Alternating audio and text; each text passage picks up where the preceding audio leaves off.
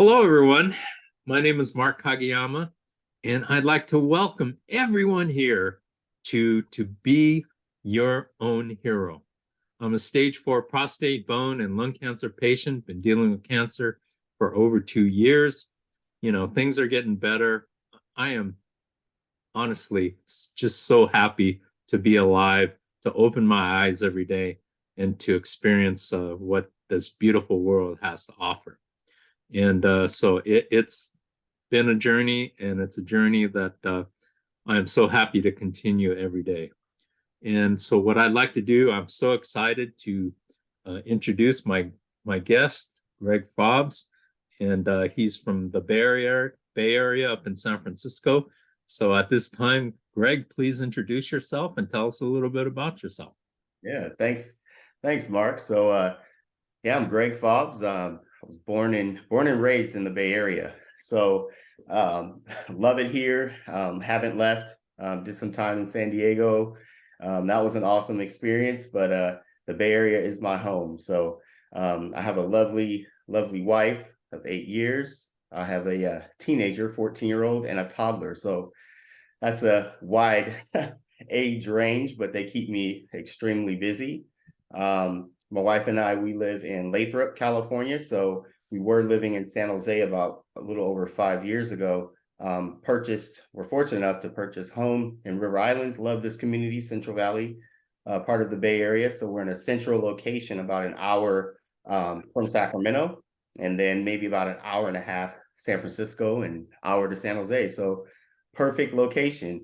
I've been in tech for about 13 years. So it's been an experience, Silicon Valley specifically, and it's been awesome. Have been able to travel to some great states here in the U.S. And I love it. I mean, I can't I wouldn't choose another life, if you will. I love it, and I'm a chief marketing officer now. A company Zenby, artificial intelligence, chat GBT company.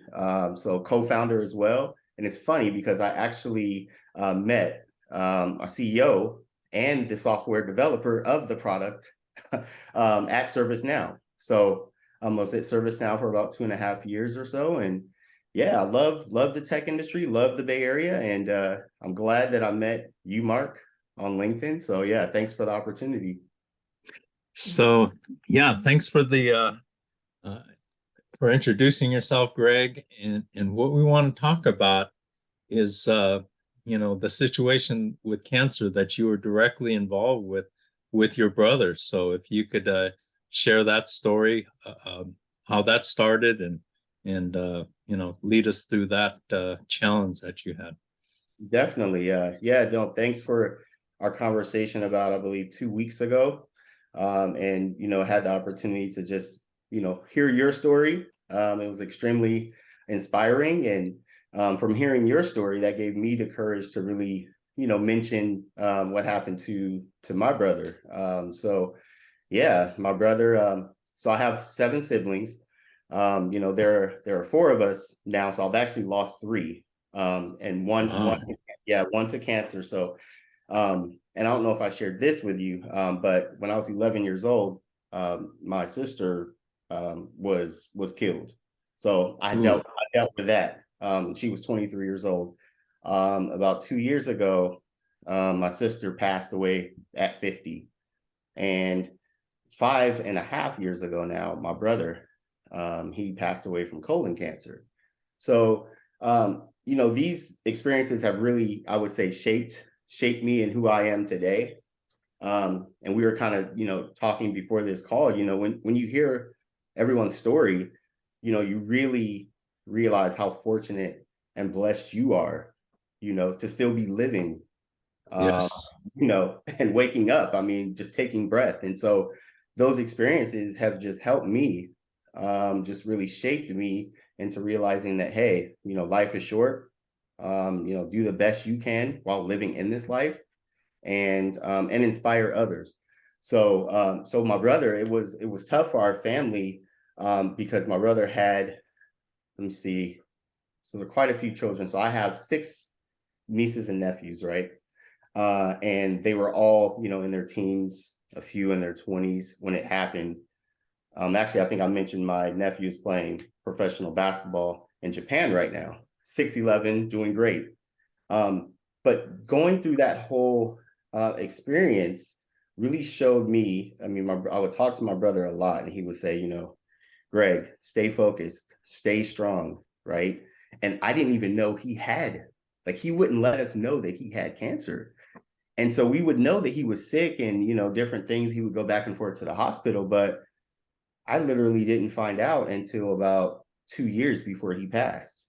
So, that in itself was tough because, it's funny, he would always call me up and say, hey, Greg, like, focus on what you're doing. I was still in tech at the time, and don't give up. And I was discouraged all the time. I mean, constantly. And he would lift me up. And I didn't know what he was going through. I mean, he was in my life, Wow. but he would lift me up and tell me, like, no, keep fighting, And so I hear him even to this day, when I'm doing what I'm doing, and times have been tough.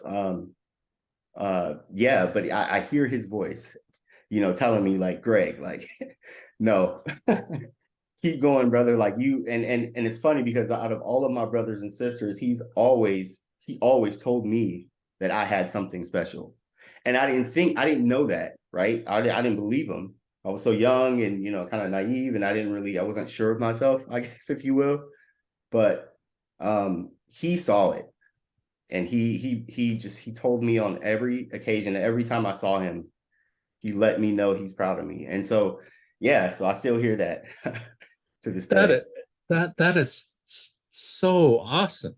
That he's going through this, and he's still willing to not focus on himself, but to inspire you, and to to push you to realize your potential. So that's incredible. That's really, really incredible. Yeah, no, thanks. Yeah, he was definitely very, very passionate. So I definitely I got that from got that from him as well. But he was very passionate, and I would say definitely outspoken. But for me, it's funny because a lot of my brothers and sisters, they would have kind of riffs with him, right? And with me, if he ever said anything like he felt it was like a little over the line, he would immediately correct himself. So it's like, because he was like, wait a minute, like, no, no, no. I have to, like, make sure I stay on, my brother's side. He's the special, kind of the special one. I don't know, but he saw it, like I said. And so he really was a big influence on me. Yeah, that's all I kind of have to say on that. That is just so fantastic. What kind of cancer? At what stage did he have? Obviously, it was very advanced. I believe it was stage, if I can remember, maybe like stage 3. So it was pretty high. I know he had a tumor that they needed to remove at one point, and it helped for about a year. But I think about a year and a half after he had that removed, he passed away. But yeah, it was one of those things where he was going to quite a few chemo sessions. You know, I was living, actually, when it was going on, I was actually living in San Jose, my wife and I, and so we would actually commute to Sacramento, I would say at least every other weekend, to really see him and spend time with him. And we could tell that it was eating him up. And this is, again, once we had found out, what was really going on. But you could just see, I mean, his weight dropped. He wasn't able to eat as much. And it was just, but his spirit and his, like, energy was still there. So, like, we'd have barbecues and he didn't want to, like, go inside and rest. Like, he wanted to come out and hang out with the family and spend time with everyone. Um, and so from that, I just, yeah, it was crazy. It was crazy to see. And I feel like it really hit me. I feel like when it was very noticeable, like, he got down to, I would say, maybe less than, I mean, it was like maybe 100 115 pounds. And Yeah. it was really like once seeing him in that state, like I was just like I was a mess and I was a wreck. So I didn't like come. I would say I wouldn't come like that every other weekend. It may have been like once a month at that point, but it was just hard to really be kind of around him because then I would have to go back to work. I was working in Mountain View at a tech company, VeloCloud at that time. And so it was tough because I was also traveling to, for work. And so it was just like I would have that on my mind, on a day-to-day basis. But my sister-in-law, Mary, she was extremely, extremely supportive, and there for him. My nieces and nephews were as well. So I would call and check in with them to see how they're doing. I still call my nephew even to this day because his father's gone. So and he really looks up to me and kind of listens to my counsel and everything. And so I don't know if I mentioned this to you, but I went to my nephew's baby shower. So he had his first son, and Congratulations. thank you. And it just felt, it was, so we took some pictures, and I'll share some pictures with you after. I'll text you a few, but you know, seeing me and my wife and take pictures with him. This is before he flew back to Japan. This was in August, actually. um it made me think like, wow, like I'm in the place of my brother right now. Like it made me trip. Like I literally left very emotional because it was just like it felt so good to actually be there and represent my brother. So yeah, I'll be glad to share some of those memories with you after the call. But man, like I just think about that stuff like daily. Yeah. He passed the torch to you. Yeah. Yeah. It feels that it honestly, it really feels that way. And I think going back to where he was just like, hey Greg, like stay focused, because he knew like, his son, and that was actually his only, so he has two sons, but one that actually that was his first son. And so he wanted to make sure that my mind was right, you know, so that I can be that positive influence for him. But I see talking to you now and like talking about it, like I didn't really think about that, but now I am. Like I feel like that's what he was doing. So it's pretty amazing. You know, the great honor that I have is, when I interview people and we start talking, stuff like that always comes out. It's like, hey, I hadn't thought about that in so long, but that's, exactly what happened. And just you had a revelation just now. You Yeah, it's true. It's true. mhm. I totally Yeah. agree. Yeah. So what went through your mind as you saw your brother, getting worse? What was your thoughts? I mean, Yeah. you obviously something changed because you didn't go as often. So what was going through your mind? Yeah. So, and I know we may not get to this, but I struggled with, excuse me, alcoholism for at least 24 years, right?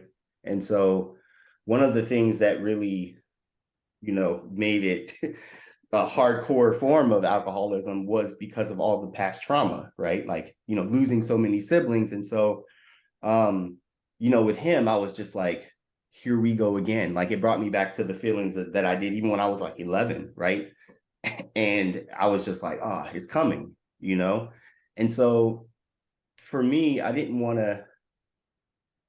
still needed to have like make sure that I showed up to work and performed, right?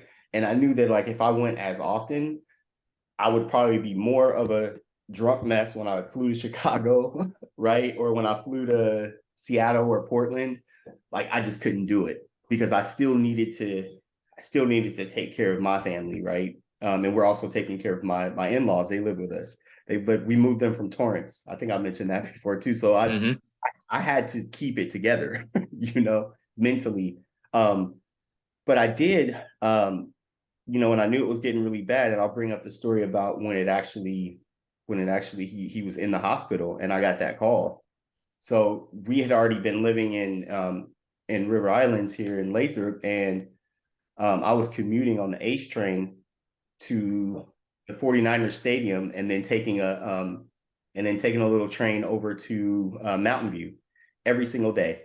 And that was about a 2-hour train ride, I would say, and I would work on the train. But I got a call from my wife, and this is literally when I got to Mountain View, like it was probably around like 7:30-ish, right? And she said, Greg, you got to come back. So I had just left. You got to come get back on that first train and come home, and we have to rush to Sacramento. And so, I called my boss. I let her know and everything, and headed straight out. And we didn't make it in time. And so, of course, the whole family was in the room, and my mom was there. My little brother was there, and I just remember, and I'm not going to try to get really emotional, but I walked in the room, and he was just laying there, and everybody, was looking at me walk in, and I walked in and just gave him a kiss on the head, just told him I loved him, and yeah. And then I hugged my nephew, hugged my nephew, my sister-in-law, my niece and nephews. And then that was like, I was gonna let them know, like, I'm here for you. I'm here. If you need anything, your uncle's here for you. So I was glad. And actually, this is the joyous part about it, because like 2 weeks or 3 weeks, maybe even before he passed, we had a barbecue, because we kind of knew, he was going. And so I called and planned, my wife and I planned everything. We went to Costco, bought all the ribs, bought all the chicken, went out there, and I said, I always cook. You mentioned the the cooking. So like, it was my duty to cook. Yeah. No one else was on the grill but me. So like, I went out there, and he was having a blast, man. And I was on the grill, and he was making his jokes, to me, like about the fire and everything else. And just like, I remember that, like, that was the last moment that I was able to see him. And it was an all-day affair. Like, we were at his house having a good time with all the family. Even my in-laws came. So like, I think about that, and it's just like, man, I'm just like joyful, like, right away, because I feel like that was my perfect moment with him for his last. Like, I honestly, I wouldn't have wanted to be there in the hospital when he went, Mm-hmm. to his Mm-hmm. last breath. No, like, I wanted to be at that moment, at that barbecue, like seeing him smile and be, super joyful and himself. So yeah, so that was definitely an experience. And you're the first I've actually shared that with. So thank you for also inviting me here on the show here. Absolutely. I like to, like cover cancer from every angle possible. Yep. And I've interviewed, mothers who've lost daughters, fathers who've lost sons, you know, fathers whose sons have had cancer, caregivers, doctors, nurses, Yep. it's just from all angles. But, when a person is dealing with directly, there's nothing like that at all. Yeah, I totally agree. Yeah. Yeah. So yeah, thank you for sharing that about your brother. And so I you've already expressed that, you pretty much you felt like you did everything that you could within your power, and you were satisfied with that, Yeah. as far as your brother goes. So that's always a great thing, always a really, really great thing when you don't leave something hanging, and you don't have those "I wish I woulda." Yes. So Yes. that's a beautiful thing. Yeah. Absolutely And I beautiful. wanted to bring up too, you brought up because I know we talked about health, right? And you mentioned your diet. You even shared with me, your diet. And so for me, that's what it did even after, like, I well, I've been sober 18 months now, but that on top of the intermittent fasting and the working out, like I feel like I'm the strongest I've ever been in my life, right? And I played basketball, I ran track, and I played football. And it's like I'm way stronger at going on 43 in February than I was, and a lot of that came from, well, first, doctors saying fatty liver, but then they're also saying because of your brother dying at such a young age from colon cancer, now you have to be tested, regularly. So I went in colonoscopy, even though, for myself. So I have those regular, I think it's spread out every 2 or 3 years, something like that. I can't remember, but it has made me more focused on even my health, like how what I'm putting into my body. And so, I feel like things definitely happen for a reason, right? And so based on going through that experience with my brother, like it has definitely made me even more like careful about like what I'm putting in on a day-to-day basis. So Awesome. Awesome. That's awesome. Let's talk real briefly. Uh, I think we have just enough time to talk about your personal struggles with alcoholism. Uh, would you like to share that with us? sure, yeah. So, it's funny. So in high school, I didn't have a sip of liquor, no alcohol at all. And so I was a 4.0 student. I mentioned the sports, everything else.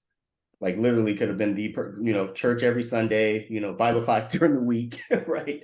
But I went off to college and it was like mind blowing. I joined a fraternity, San Jose State Delta Upsilon, and was doing well, pledged. That's when I had my first beer in college.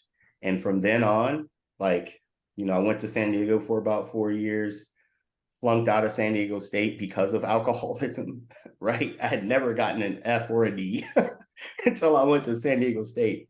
So a lot of that was the party atmosphere, right? And so it just kept getting like worse and worse, right? Progressively, like even through my adulthood. And so I was a very functional alcoholic, right? So it's crazy because I worked in the education system, and then I've been in tech 13 years, but it's like during that whole time I was a functional alcoholic. And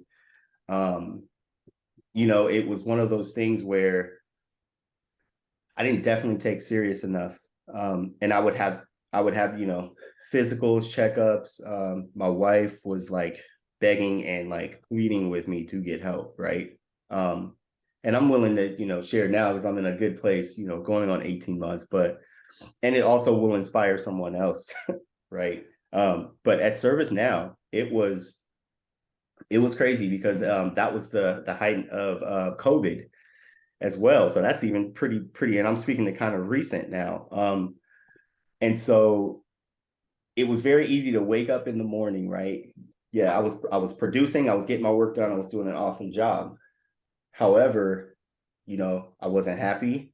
First, it was corporate America, but then I was also like, I wasn't happy and with myself and where my career was going. Mm-hmm. And so, and I was just like, I drank to really cover that up. But what hit me is when I, went to the doctor and he's like, you have a fatty liver. And it opened my eyes at, 41, that I had a fatty liver. And like, if I didn't stop, like that was going to be cirrhosis of the liver. And what made me think of, really changing, and I'm, wanted to share this. I had a really bad car accident in August of 2021. And I totaled my car. I blacked out, and lo and behold, like I didn't get a DUI. I spent the night in jail, and it was an eye-opening experience. So my father picked me up from jail, drove from the Bay Area, picked me up, and he didn't say a word when I got in the car. It was like I knew, like this was the time you need to quit, you need to stop. like what you're doing. You're no more, you're not functional anymore. Right.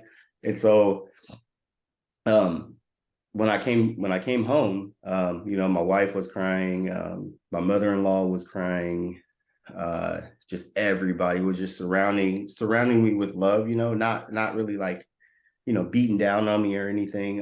But the next day I went to an AA meeting, the next day in Manteca.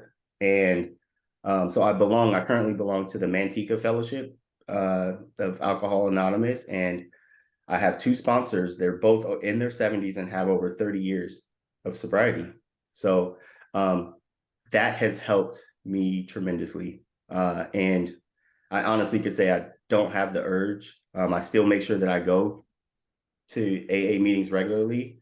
I Peloton 3 days a week. I go to the gym 5 days a week, right? So like I'm on a very strict regimen, and that's why I mentioned the diet and everything as well. And so my life has changed completely now that I've decided to give up alcohol and to be sober, and I'm in that part of recovery, and everybody's able to see my story, right? So the folks that knew me in the past, they're looking at me now and their eyes are just like, wait, what happened? You know, and I'm okay with sharing my story with them. Like, this is what I did, right, to change. And this is the plan, this is the blueprint.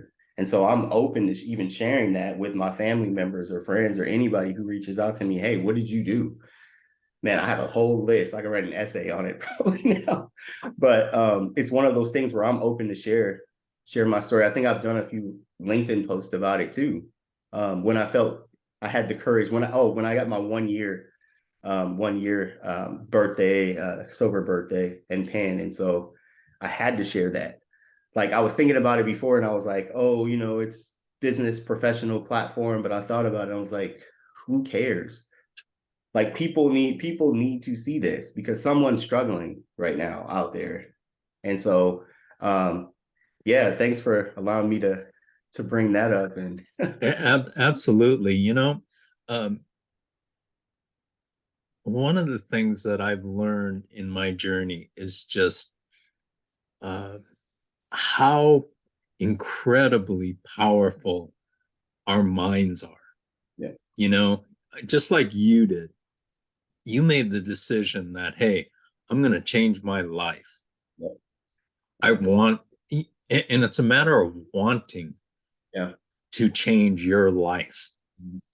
And so I commend you for that. My hat's off to you. That takes a lot of courage and a lot of guts to stick with it, and it's awesome. So I mean, my hat's off to you, Greg. Hey, It really is. And appreciate you know, if you know, hopefully, you know, you work on your mind, because and that's one of the things that I um am so uh tuned into, is working the mind.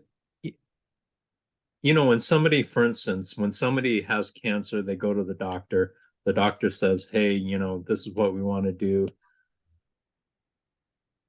And what's so important for all of us, you know, everybody listening here, is to realize it's just not one thing that you need to do. You know, you can't just go to a doctor and say, you know, this is not Burger King. You know, you don't go there and just get a, you know, order a burger, you know. But and you know, that's the mentality that a lot of people have. They go to their doctor and they say, wow, you know, serve me up, you know, without whatever you're going to do, and then I'm going to just live my life whatever way I want. yeah, That's not the way it works if you want to be successful. I know. It, Yeah, you know, you have to work on all aspects of your being, you know. And one of the most important things in healing is working on your mind. yeah, I agree. I mean, your mind is so powerful. Yeah. In fact, I was talking to somebody yesterday, and in their opinion, the mind is the most important thing Mm-hmm. in healing, and I can't dispute that. I think it's Oh, one I agree. of the most important things. Yeah. I agree. That was Yeah. for me, having that growth, you know, mindset, right? Because, I could have gave up on a lot of different aspects, within my life, but having that growth mindset and mentors and exercise, and I'm starting to do yoga now, right? And then even looking up meditation, like you have to have, like you mentioned, there has to be a long list of things that you're doing to keep your mental health right. And so, yeah, it's not just one thing. It's not a pill you take and that's it. You have to That's go right. out. That's right. So, Greg, I really appreciate your time. What are your final thoughts that you want to leave everybody with?